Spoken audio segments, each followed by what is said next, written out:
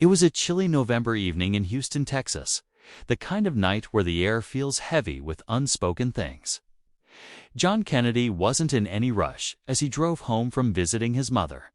His mind was elsewhere, thinking about her worsening health, the medical bills piling up, and how his job at the warehouse barely covered rent. The glow from the streetlights painted gold streaks on the wet asphalt, and his old Toyota hummed softly under him. He had no idea that within minutes, his life would change forever. He noticed the flashing red and blue lights in his rearview mirror before he heard the siren. A sinking feeling clutched his stomach. He wasn't speeding, didn't have a broken taillight, at least as far as he knew. Still, he pulled over to the side of the nearly empty street, rolling down his window and resting his hands visibly on the steering wheel. The way his father had taught him when he was a teenager: never give them a reason to be afraid of you. His father had said. The officer approached quickly, his boots splashing in a puddle. But instead of the usual clipboard and a calm professional tone, the cop's hand was already on his holster. Step out of the vehicle. Now. The officer barked, his voice sharp and tense. John's pulse spiked. "Sir, what's going on?" he asked, keeping his voice steady. "I said, step out. Keep your hands where I can see them." John slowly opened the door, stepping on two. The wet pavement, the cold air biting his skin. The officer's gun was out now, pointed straight at his chest. "I don't understand. Shut up." The cop cut him off, his eyes darting like he was looking for something or someone. "You match the description of an armed robbery suspect? Black male, mid-30s, dark jacket, gray beanie. That's you, isn't it?" John was stunned. "No, sir. I just came from my mother's place. You can call her, check the traffic cameras, anything." The officer took a step closer, his finger dangerously close to the trigger. "Turn around. Hands on the hood. You make one move, and—" I swear, a single honk from a passing car broke the tense silence. Inside that car, a woman slowed down and glanced over. Her eyes widened. She fumbled with her phone. John's mind raced. He knew that even the slightest wrong movement could end everything. He also knew he had done absolutely nothing wrong. How do you prove innocence when someone's already decided you're guilty? "Sir," John tried again, his voice trembling now, "you've got the wrong person." "Not taking any chances," the officer muttered, patting him down roughly. Then, like an answer to an unspoken prayer, another set of flashing lights approached.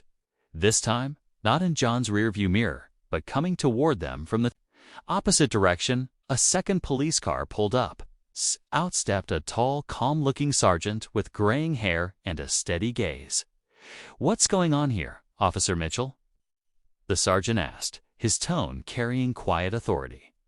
"Got our robbery suspect," Mitchell said quickly. "Matches the bolo, exactly." The sergeant looked John over carefully, his eyes narrowing. "Did you run the plates?"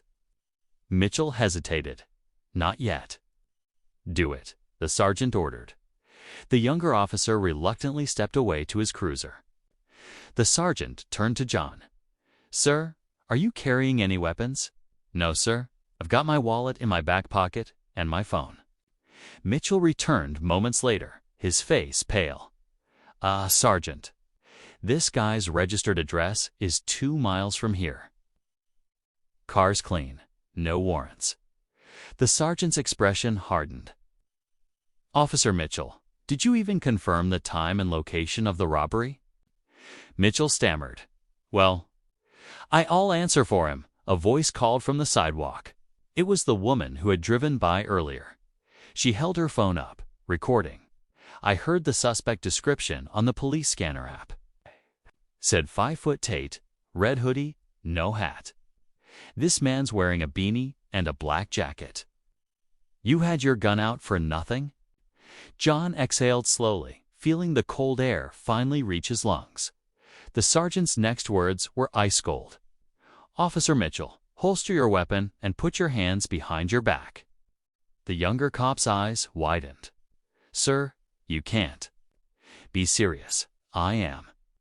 You've violated protocol, endangered a civilian, and acted without reasonable cause. That's reckless endangerment and unlawful threat of force. You're under arrest." The woman kept recording, capturing the surreal moment as the officer who had been seconds away from pulling the trigger was now the one in handcuffs. As they placed Mitchell in the back of the other cruiser, the sergeant turned to John. "I'm sorry you had to go through this. I'll be filing a full report, and internal affairs will handle the rest." John's hands were still shaking. I thought I wasn't going to make it home tonight." The sergeant's voice softened. "You are. And you're walking away from this a free man because you stayed calm and because someone was watching." Later, when John sat in his car, he looked at the streetlight reflections on the wet road. He realized how fragile the truth can feel when fear takes over, and how powerful it becomes when people stand up for it. The stranger's decision to stop, record, and speak out had saved his life and changed the course of that night. He drove home to his mother, hugged her a little longer than usual, and promised himself something. He would not live in fear, but in truth, because in the end, the truth isn't just something you tell, it's something worth protecting, no matter the cost.